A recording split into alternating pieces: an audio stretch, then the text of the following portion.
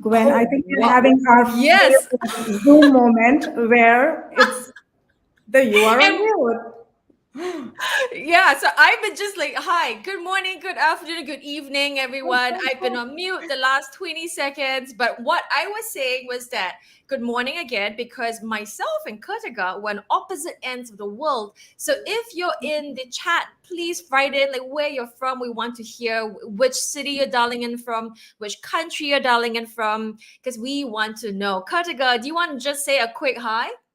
Yes, hi, and I am actually dialing in from Puerto Rico. I had an incredible event with one of our investors, VC3 DAO, and the energy, the hustle, the bustle around Web3 is so tangible and so real. So excited to be here.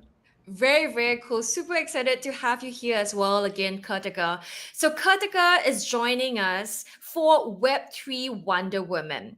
So at the BNB Chain core team in the community, we've always been looking at how can we onboard 1 billion users. We keep talking about bridging Web2 to Web3 and encouraging mass adoption of blockchain and crypto.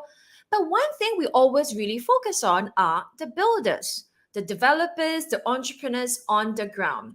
When we go to events, travel globally to meet people on the ground, we're super excited about all the amazing stuff that you are building. You are joining here, you are with here us today, right? But one thing that's always been quite stuck, and even for me personally, is that I've been in tech basically my entire life.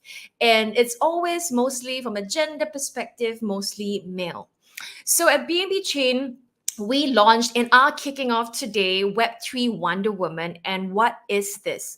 So, Web3 Wonder Woman is an initiative where we want to educate the larger community. We want to bring in more women and people and non binary people who identify as women and non binary people to encourage them to join the world of Web3. Right. So be it if you're a student, you're a fresh graduate, you've been in Web3 for a while, you've been an experienced builder and operator in Web2, we want to welcome you into the Web3 world. And so today we are, kicking off with Kirthiga, who is a super seasoned, experienced operator, builder, investor throughout her years. So Kirthiga now is the founder and CEO of Virtualness, a mobile-first creator platform, and I will pass it on to her to give us a short spiel. But her background is so illustrious, she even has a Wikipedia page. And I know you're shy, Kirthiga, but that's like amazing, right? And so one of the key highlights, for example, in her career was that she was the first employee of Facebook India and brought it up. She skilled it, became MD, left after almost 7 years. She's been doing a lot of investments as a venture partner over a SoftBank Vision Fund as well, and many other things, right? So Kirthiga, again, that was a long intro because there's so much to talk about you, but I'm just highlighting a few bits. But Kirthiga, gonna say hi and tell us more about like virtualness. Gwen, such a delight to be here. And when you talk about your mission of onboarding the next billion users to Web3, I have flashbacks of being at the heart of onboarding um, you know, a whole region of brands and creators and seeing over a billion people on board onto Web2. I know when we started our operations at Facebook in India, we had less than 100 million people on the internet for a country of 1.3 billion people. Today, we have over 600 million people. And by the way, this is not in a matter of decades and decades, it's in about 12 years, right? So for me, as I sit here, I can see the technology playing out in Web3, all of the amazing benefits of decentralization, and we're going to talk more about that. And I feel Web3 today is where Web2 was a decade ago, and I'm so excited to be building together. And I am so appreciative of this focus of this initiative, Web3 Wonder Woman. It is so important to have women and non-binary representation right from the very beginning. Otherwise, it's going to take us decades and decades to catch up. So excited about this, and congratulations on this launch. And also amazing that you paired it up with a mentorship program. And I'm excited to see who I get to mentor. Because certainly for me, Gwen, I had role models like Randy Zuckerberg, who was jumping into Web3, and they say you can't be what you can't see. Seeing her, seeing Brit with my BFF, these were all inspirational figures that led me to say I'm going to jump in. And I hope someone listening here, and many of you listening, take those steps to founding your own companies, learning more about Web3, and please write to Gwen, please write to me, because we'd love to hear about all that you're doing in Web3. So excited to be here, and I'm so excited to also chat more about Virtualness. As you mentioned, it's a mobile-first platform that makes Web3 accessible to brands, creators, sports, media, entertainment. And you should think of us as a utilities-led AI-generated Canva, if you know of Canva. This is focused on building NFTs and digital collectibles, and making the whole buying experience for fans really easy, abstracting everything to do with wallets, gas fees, and I know it's something that Binance and BNB Chain is super focused on as well. Yeah, we are. Kirthiga, thank you so much for that. So one of the things you mentioned, is the fact that you were inspired by other role models. In this case, happen to be female. I'm sure you're male role models as well, right? Maybe Totally. speaking for you, but right when I have, non-gender focus. yeah, male role models and incredible male allies, and I can talk about both of those. Exactly, right? So, I mean, interestingly, you mentioned Vandy, we've all been seeing her journey, and she's super active in this space. So amazing there, because just giving everyone some context, why it's called Web3 Wonder Woman is the fact that I've said this in a podcast recently, but the reason why is because role models matter. Right. And as a personal kind of anecdote, when Wonder Woman, the modern version, came out, I was like, wow, this is the first time we have a superhero, like female figure. And I was bowled over. I wasn't around for the first version, in the 1984 kind of version, I think. But yeah, so that's the inspiration for everything. But kind of going really, we want to just dive into kind of, your insights, Kartika. But one stat, I would love to kind of to set the context for everyone again is that women in companies where women made up at least 15% of senior management were 50% more profitable than those where fewer than 10% of senior managers were female. So this, has this kind of stat and many other stats have been covered in many publications and news outlets. But essentially, the summary is that women make good business, and this is something that we want the wider industry, you as as a woman, and our male allies to also realize that. So using that kind of as a base, right, Kartika, you've been in technology, you saw the journey of Web2, as you mentioned, when you first joined Facebook at the start of almost like the Web2 journey, right, of the entire Web2 journey, the before the explosive growth. You're the beginning there, you're the beginning now, right? What has been some of the similarities and maybe dissimilarities from your time then and your time now? So, Gwen, as we think about where we are with Web3, I am taking many lessons from those early days of Web2. And very specifically, it has been a time for me to step back and think about the amount of education we needed to do in the early days of Web2. You know, we used to ask people, "Are you on the internet?" They would say no. We would ask them, "Are you on Facebook?" They would say yes, right? So people really care about what the platform is used for and what are the benefits for them versus the technology itself. And I feel that that's the phase that we are in right now. There's a lot of education that is needed. There's a lot of translating to benefits for people. And in the case of the stakeholders that we serve, the benefits to the creators, the brands, sports media, entertainment, and the benefits to the fans. And it's also about showing versus telling. So we are super excited about our phase in our journey where we are going from MVP to product launch and gearing up for those success stories to be told.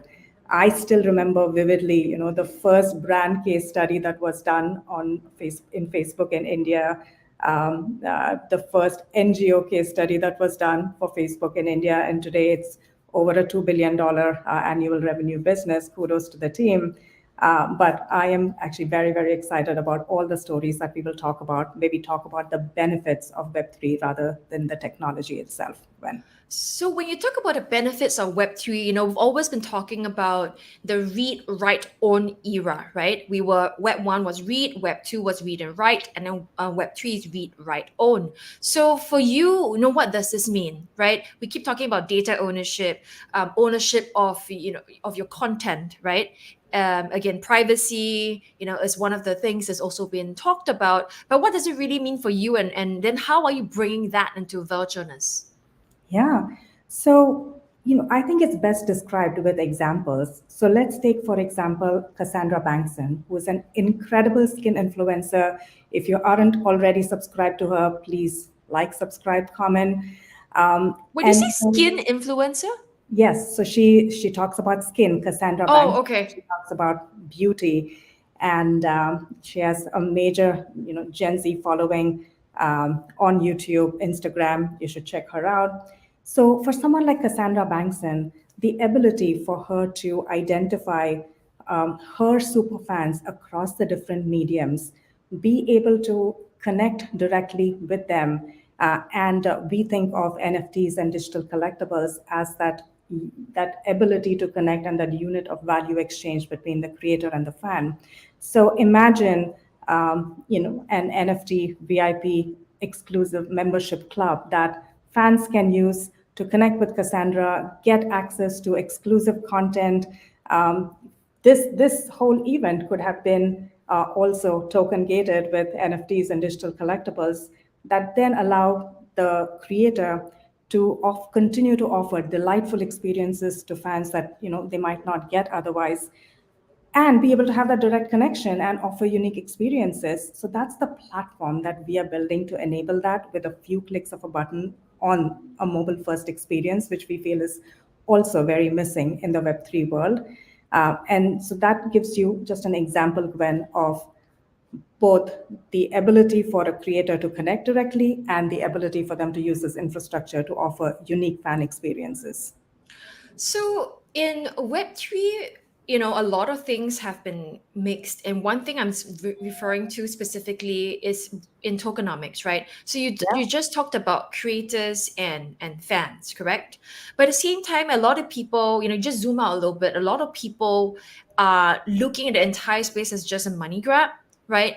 And let's take in the realm of creators.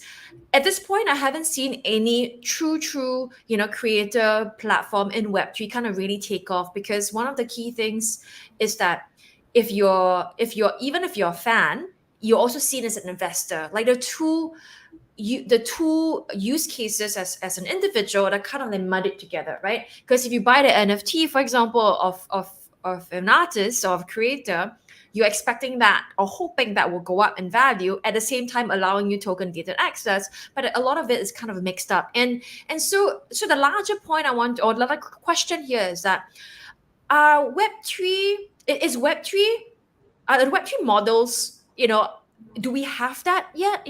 How much more can we expect that to evolve to really properly serve the Web3, the economy, not just Web3, right? Because we're trying to onboard a lot of these traditional creators also into the space. Totally. And Gwen, there were so many different great questions embedded in what you just said. And certainly, we have gone through the wave of NFTs and digital collectibles being seen as speculation, and it's about making money versus the wave that we are seeing right now. And I'm actually so glad that I'm building now versus a year ago, where there was so much speculation, so much noise compared to the signal to noise ratio that we're seeing now. And today we're seeing like the biggest brands like the Starbucks that are really using digital collectibles and NFTs to enable those unique experiences for fans. And what we want to do is to provide that platform that enables creators who don't have the kind of infrastructure that a Starbucks does to also be able to enable those kind of delightful fan experiences. So I do think we're seeing that shift from speculation to a utility-led model where creators connect with their fans. So that's part one. We are very bullish about token economics as a way to drive that ownership and to drive that monetization and to drive that shift in value creation. And to give you an example, right? If a fan comes to our platform following a particular creator, and then they see 5 other creators that they're interested in, how is it that we can use that behavior to also reward the original creator who brought someone to the platform and reward them not just for the activity that the fans have related to that creator, but also for the activity that happened across the platform. So we see really interesting ways to shift the dial on monetization and reward to really be able to acknowledge the value that a creator brings to the platform using token economics. Yeah, I've over my life I've also liked different, for example, in music, like different music bands, like boy bands when I Yeah. was a kid, was a teenager, which I've now like decreased in interest, but I like other Well, my musicians. place still Yeah. has a lot of One Direction. I have 2 teenage girls, so I have a lot of One Direction in my house. Oh, so I used to like Backstreet Boys, and Backstreet Boys was just performing recently, although I miss them. But yeah, so we all have our creators that we love, right? And certainly, like when if I were able to participate and in the economy or the community that a musician whose music I really like, I would feel a lot more vested in it, right? But so this is where I kind of want to also talk about the different types of creators, right? So for virtualness, you're focusing on one main type. I mean, you mentioned a lot of quote unquote buzzwords earlier. You're using AI, right? Which is great Yep. to I guess at scale, right? And so how are you thinking about the creator landscape in general? So I'm assuming virtualness at this point you're focusing you don't have music as an example, but potentially because they could create their own NFT collections as well. Yeah. So, Gwen, I would say that AI is more than just a buzzword. I have done many years of investing based on the thesis that AI is changing every industry as we know it. And certainly, ChatGPT takes it to a completely different level. So it's much more than a buzzword. It is, and I know what you mean. And I know Yeah, what you yeah, and a exactly. lot I of mean, I can't people. wrong because I've been looking at AI for years as well. But yeah. Yes, yes, totally, totally. It is funny when there's all of these memes about how now people are replacing Web3 with AI and combining the two, but there's a lot of And reality. then you raise much more funds, right? I'm sure you've seen some of the data out there. Yeah. So Yeah, founders, if you're listening to us, there's some hack. Now, if you change blockchain to AI, you raise 10 times more money or something. I mean, it's half a joke. yes, yeah. Stay focused on value and real impact and value creation, and valuation and everything else will follow. But the power of using generative AI for the creation process to make it simpler for creators to do that designing, the ability to do like a few click minting, the ability to showcase what they're doing across the different Web3 platforms, and then for the ability for a user to buy without having to deal with the complexities of things like wallets and gas fees. So these are all simplifications as we think about really meeting the users where they are and not just targeting the most advanced users. Of course, they are a very important target segment, but the next billion, how is it that we can create bridges to meet them where they are and then help them along the journey to realize the full potential of Web3 is where virtualness is focused on, Gwen. So you mentioned a few words as well, right? Community and users. Yeah. So very kind of simplistically speaking, in Web 2, we spoke more about users, right, of the different social media platforms. In Web 3, it's always about community. Again, at the base of it, they're kind of similar, but at the same time, there is a difference in ethos, right? I'd love to understand how you're thinking about community versus users. But I think the bigger question is that how does it affect, right, your strategies in scaling in Web 2 versus Web 3? Yeah. Um, and I would say that I think your point probably about the ethos is an important one because certainly Web2 also thought about users as well as communities.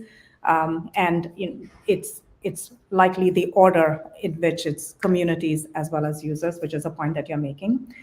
And I'll tell you, even like sitting here in Puerto Rico, where I met with a whole bunch of Web3 founders, I think that spirit of community is prevalent in every aspect, whether it's the founder community, where we are really all so invested in realizing the potential of Web3. We did a collaboration across two other portfolio companies. One was Redeem, which is making wallets easier, and the other is Sator, which is creating metaverse experiences for the television audience. And so we did a collab where one, we were able to easily drop Virtualness digital swag onto the Redeem wallet, which can be created with just a phone number.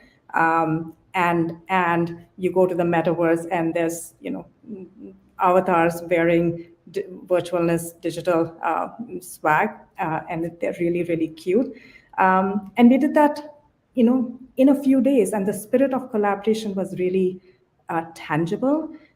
And when I see that reflecting itself then in how we are building products as well, and how is it that we're focusing on communities.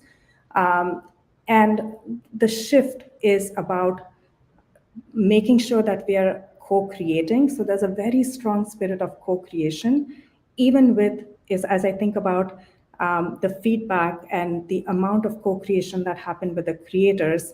We worked with creators like Nusser, 60 million fans across the globe, Nas Daily, or with Marina Mogilko. They all helped us with inputs, feedback about what the platform would look like. And they're doing the same, taking the same spirit of co-creation with their fans, where they're working with their fans to say, what would you like to see? What are the things that you want to own as a fan? What kind of experiences do we want to create? So there's a very strong spirit of co-creation, whether it's in the founder community, how is it that we're working with our stakeholders, how the stakeholders are working with their fans.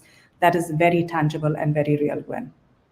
So from the retail side of things or the individual Yeah. side of things, because you mentioned many creators' names, right? Because ultimately you can look at it again, sort of like a double-sided marketplace, right? You have the Okay. creators, Yes. and you have the fans, right? Of course, you can be one or the other as well. But so you've been getting a lot of product feedback from all your investors, the top creators. How about on the individual side?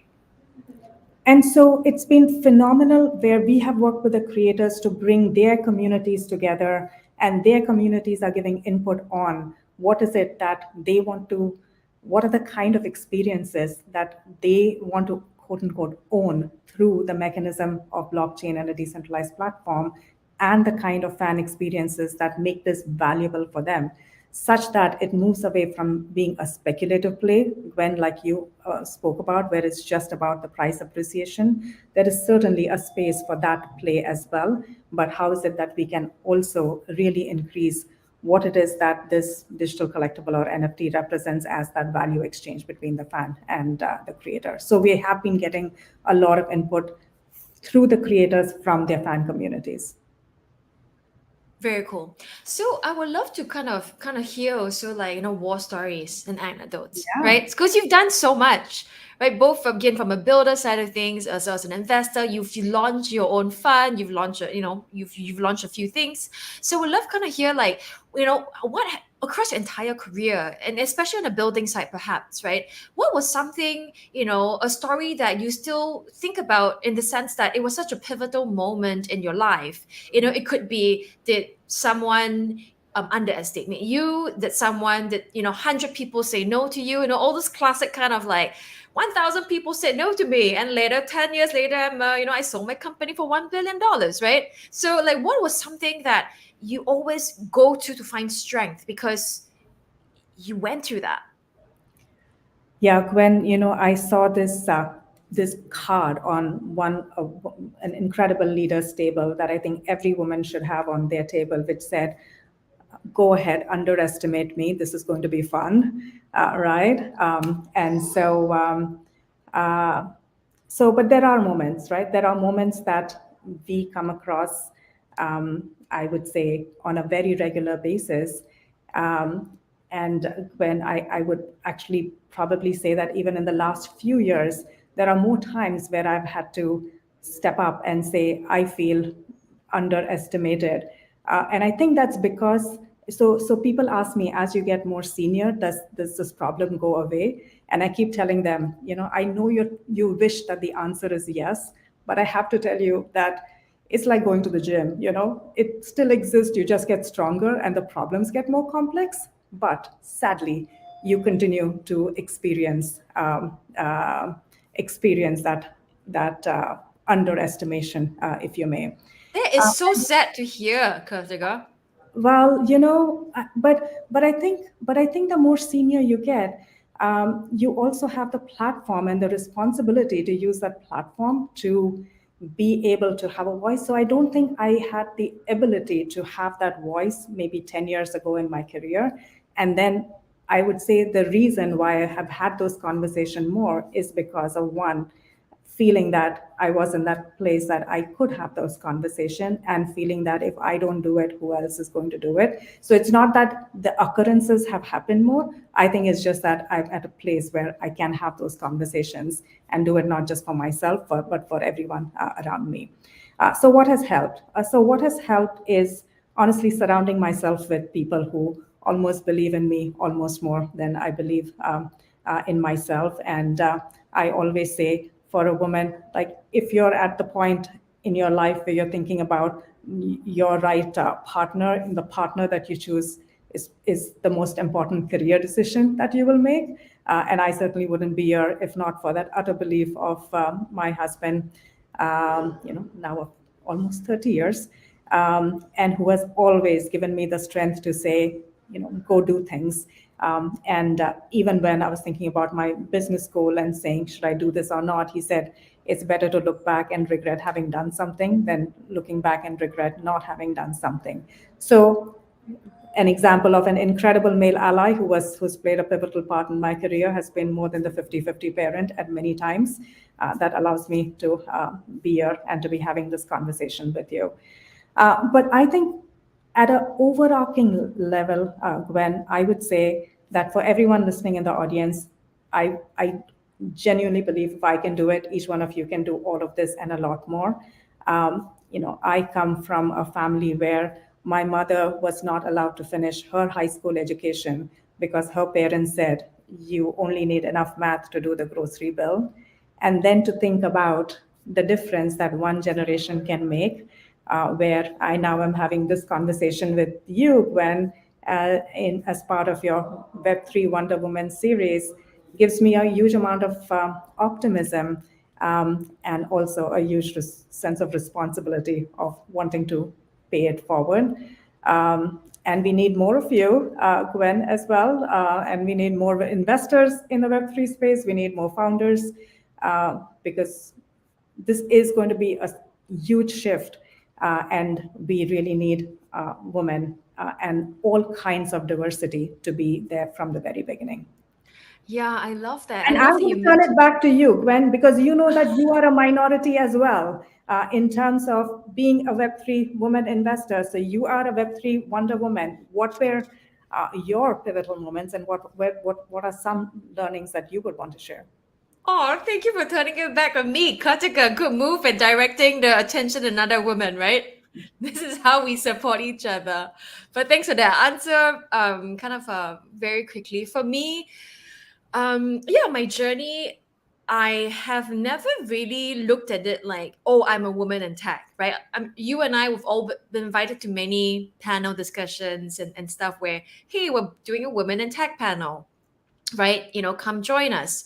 And for me, I've never defined myself as a woman. I've just been someone in tech. And so for me, when I think back to some of my pivotal moments, I think back to a few instances where in a small group, when you're at an event talking to people and I'm asking a question, the male person in front of me would answer my question but look at the other males, right? And that is very annoying. Right, it doesn't happen to everyone, obviously, or doesn't, not everyone does that, right? But it's happened enough times that I'm like, I was the one who asked you that good question, like, hello, make eye contact, right?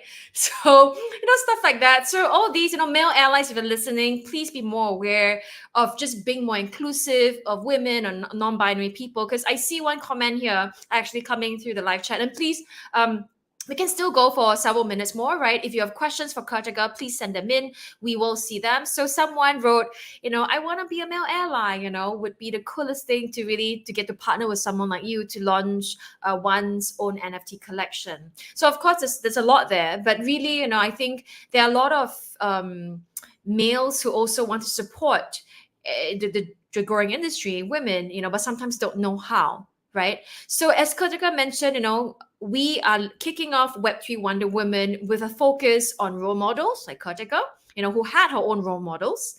But we want to bring her expertise, her insights to you. So we do have a mentorship program. The link will be published soon. So the team behind will be publishing a link right now that you can follow. That you can click, you can type in and apply for mentorship. Will also be circulating the link online where you can apply. We're focusing at women and non-binary people who are already Web3 founders. We're looking for people who've been building for a while. You perhaps may find yourself stuck at a certain point, right, in terms of scaling, right? If you think that Kirthiga's experience, especially in the building consumer app space, thinking about community, thinking about users, can really land to your project and your organization, please apply. We want to see all of you kind of really, take advantage of this opportunity to talk to Kirthiga one-on-one. So we will be selecting, one lucky founder to be mentored by Kirthiga, and details will be online. But kind of just want to return Kirthiga a little bit to your journey, right? We've talked about a range of things. We've talked about a little bit about the community versus users, Web3, the different ethos here, ownership, right? And how you've been working with a lot of creators to onboard their fan communities as well. So when you think about the Web3 space right now, and there's a lot of new builders and founders coming in. A lot of them, actually, you mentioned Gen Z earlier, right? A lot of them are also Gen Z who are perhaps building their first venture for the first time, and they're building publicly. They are building, if they have a token along with it, they're building, like they've gone basically an IPO from day one, right? Sort of. So what are some things that you think people get wrong, right? People assume that's right, but people get wrong easily in Web3 or in building. Yeah, Gwen, I just met Jack from Shima Capital, who in his entire career has been Web3, right? That's where he started, that's where he is. And we're going to see more and more of people who start their career in Web3 and never knew a world that was before Web3. And I'm excited about that. In terms of, you know, where I would love to see more focus, it actually is on the area of building more bridges to where people are right now. And an analogy that I remember from the early Facebook days is, you know, Facebook had to learn how to talk the language of, so I ran PNL and I, worked with, and I led sales for Facebook in India.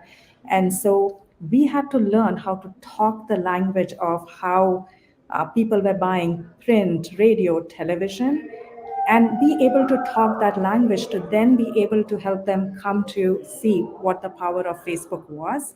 And so, how is it that we can understand more where people are in their journeys to Web3 and be building those bridges to help them then get to a point where they can benefit from,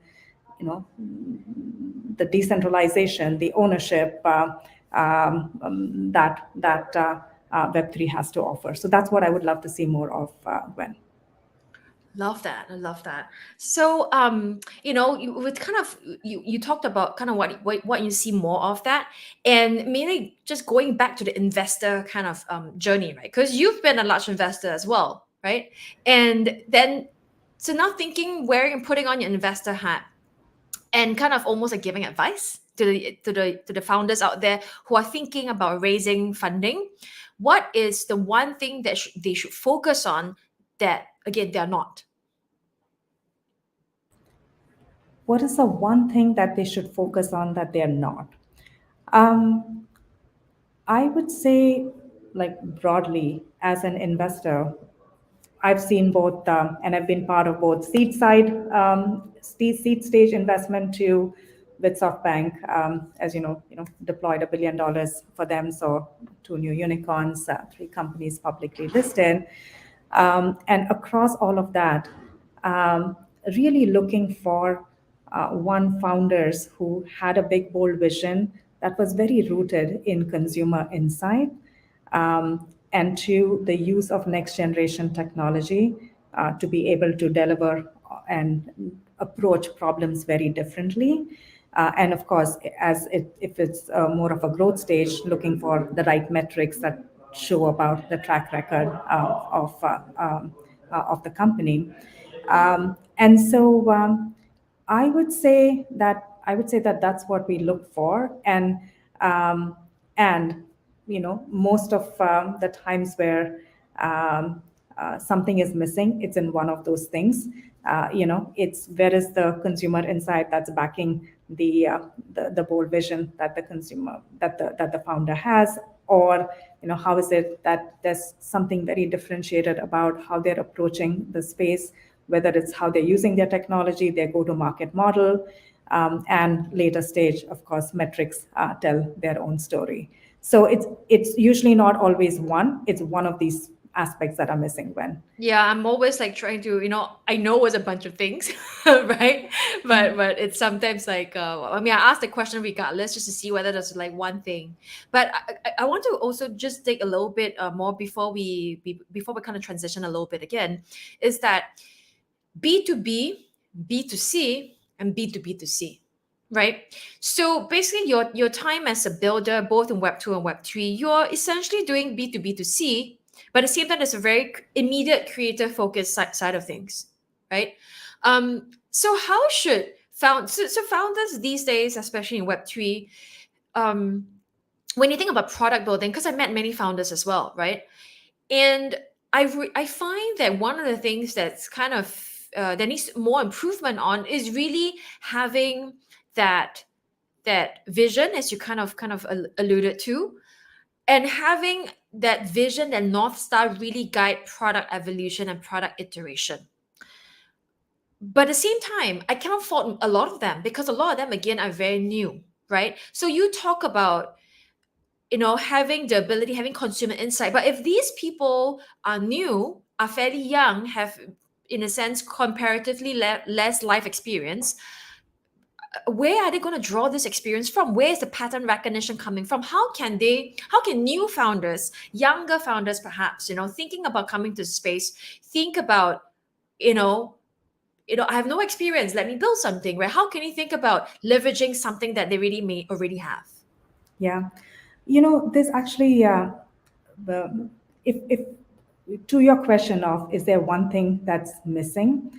And I'd be so curious to get your answer, given how many conversations you're having. If there's one thing that's missing, if I had to generalize, then it would be people who know of, like, it's more like a solution trying to find the problem. Like, they know that this technology can do something really cool, and so I'm going to try to find where it applies to, versus being very indexed on what am I solving, right? What is the pain point, and how is it that I can use technology to solve things better, faster, cheaper, right? And so my advice for younger founders, in terms of that pattern matching and recognition, it really actually comes down to that simple question of, what problem are you solving? Who are you solving it for? And these days there's so many opportunities to iterate very quickly, to test out, is your solution really solving the problem? How is it that it's doing that? And if you can solve that for one, is there a large enough subset that you can solve that for? And is there enough value that's being created that there is the right go-to-market model, so that there is a monetization model in that for yourself? So those are the steps that I would ask them to unravel and stay focused on, who are you solving this for? Um, you know, Rewinding back again to the Facebook India deals, one of our first few sales was to telco carriers, to help them reach out to customers who were doing their top up on their cell phone plans, it was a use case that really did not exist in very many parts of the world, and people did not even understand what that meant to like do a top up on your cell phone recharge. But it was a real problem that a user had and that the telcos had, and how is it that we could use Facebook as a medium to solve that, right? So stay focused on who you're solving for, and solve problems that have a large enough set of people having those problems, and there is a right monetization model. I love What it. do you Thank you, think, Gwen? Karthika. You're so good at turning it to me. But yeah, my advice to people would be to not have FOMO and to not just follow the hype, solving problems that exist. But I think drawing from your own life experience, however young or older that you may be, there will be many things in your life that you wish could be improved. And if you solve your own problem, if you scratch your own itch, right, you will probably get into somewhere where it's not, you realize it's not just you facing a problem, but the problem would probably be applying as well to a large subset of people. So Yeah. yeah, no FOMO, and focus on starting from solving your own problem first, and that might evolve. So that would be my two pieces. Amazing, Karthika. amazing. And when I would say that I learn a lot from these first time founders and people who are early on in their journey as well, Gen Z, right? Because they look at things very differently, and they will challenge some things that I think of as, this is how it's done. So there's a huge amount of learning both way. And in the mentoring program, I genuinely look forward to learning as much from this wonderful person I'm going to be paired of with, as much as I hope I can share with them from my experience. Yeah, so Kirthiga, so on a mentorship, right? What Yeah. kind of female founders are you, or founders, I mean, they'll be female, that you're most excited about? Like, because there's so many people to choose from. We're going to be sorting through the applications, with probably a very difficult task on my side, right? But is there something that you are looking for, that you Yeah. want? Yeah. So three things. One, someone who has a bold vision of what it is that they want to do and why is it that they want to do it. So something that I can really believe in. Um, Two is seeing how is it that they are bringing a very differentiated approach to the problem, and probably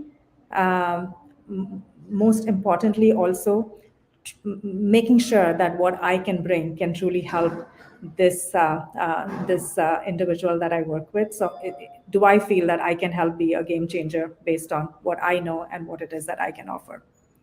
Love that. Thank you so much, Karthika. So where can people find you and Virtualness online? How they Yes. can get in touch and get Yes. involved? All right. So www.virtualness.io. And as I mentioned, we are racing to go from MVP to product launch. So if you are a creator and are, I love the comment about wouldn't it be the coolest thing to partner to launch one's own NFTs collection? If you fall into that category, really reach out to us. There is a form that you can use to register your interest, and we'll make sure we get you into the early access. I'm also at Kirthiga Reddy on Twitter, as well as Insta, as well as you can find me on LinkedIn. So catch me on any one of these, and if you want to reach me on Discord, again, find me on these other channels, and I'll make sure that we can catch up on Discord, Twitter, Telegram, any of these channels. Basically But everywhere online. www.virtualness.io, there's one place that you should Yeah. go. Let's type it in Yes. into the chat. But yeah, so let me type it in real time, typing in virtualness.io, right? Got it. Yes. Okay. Yes, we're getting the team to put it online so that people can actually click on and go find you online and get involved. But so I want to just also like just set the ground and wrap up, in terms of Web3 Wonder Women again, right? So today we've heard from Kirthiga, we've learned a little bit from her experiences. Obviously, she has such vast experience that we cannot obviously cover all her war stories or not or nicer stories, right? Like wins and all over the years. I would love to go into that, but really, we want to offer amazing women, like Kirthiga, up for all of you to really be inspired by. But also, one lucky person will be chosen to be mentored by her, right? So again, please apply online for the mentorship program. We at BNB Chain are here to empower people. We're here to empower builders, creators, you, right? And this initiative is focused on women because we do believe that there is some systemic changes in society that could be made. We are here trying to do our part in spreading the word of role models that women make good business, right, and connecting the industry. So we really want to try to do our part to get all of you into the goodness of Web3. We're still new, we're still building, and yeah, welcome into the journey. So you can continue finding us online, BNB Chain everywhere as well, right? So thank you so much. Thank you, Kartaga. No, Gwen, again, congratulations to you and thank you for this much needed initiative. And for the audience, I would say jump in. There's no better way to learn than jumping in. There are so many resources available, whether it's through Binance, BNB Chain, initiatives like MyBFF, hear more about what Virtualness is doing.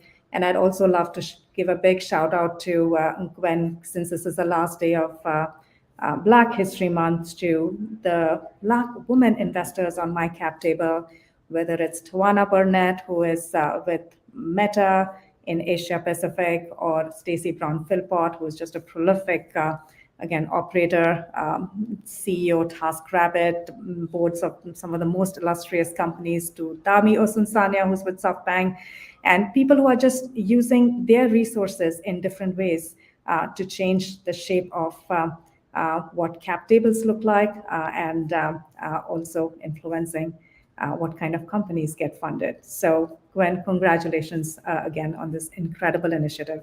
And I can't wait to hear from the next Web3 Wonder Woman that you feature on this series.